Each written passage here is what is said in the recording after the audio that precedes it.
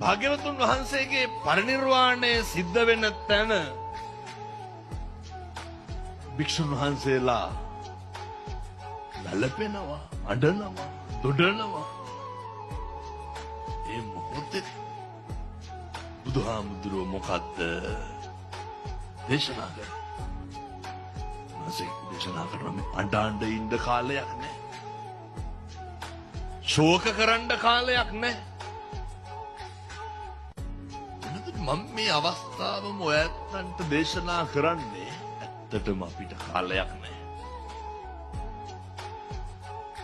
භාග්‍යවතුන් වහන්සේ දේශනා කරේ නොපමාව ගිහිල්ලා සසර දුක නිවා ගන්න කටයුතු කරන්න. නොපමාව ත්‍රිලක්ෂණය අවබෝධ කරගන්න උත්සාහ කරන්න. ඒකටත් හේතුවක් තියෙනවා. කල්ප ගානක් දුක් විඳලා ලබාගත්ත මේ මනුෂ්‍ය ආත්ම භාවයේ තුල පාරමිතා සම්පූර්ණ කරගන්න බැරි වුණොත් පින්නතුනේ අපිට තිරිසන් ලෝකේ කල්ප ගානක් දුක් විඳින්න වෙයි.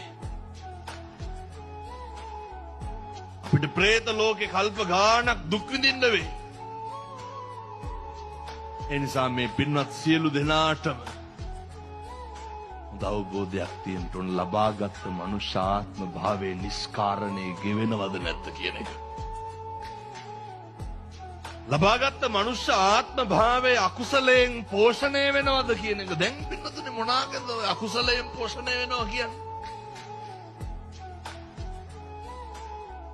ප්‍රධාන අකුසල මූල ධර්ම ලෝභය, ද්වේෂය, මෝහය.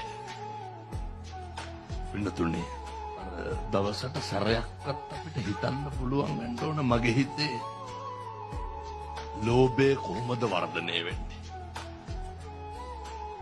මගේ හිතේ කොහොමද ද්වේෂය වර්ධනය වෙන්නේ? මගේ හිතේ කොහොමද මෝහය වර්ධනය වෙන්නේ? මේවා එකින් එකට අපිට හිතන්න පුළුවන්කම තියෙන්න ඕනේ.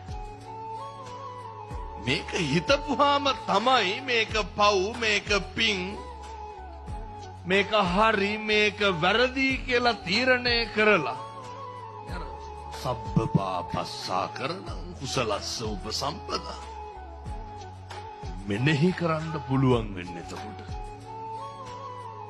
හැබැයි අපේ හිතේ හොඳ විනිසුරුවරයෙක් ඉන්න ඕනේ. අපි හැම එකක් මේ විනිසුරුවරයාගෙන් අහන්න ඕනේ. කවුද ඒ විනිසුරුවරයා?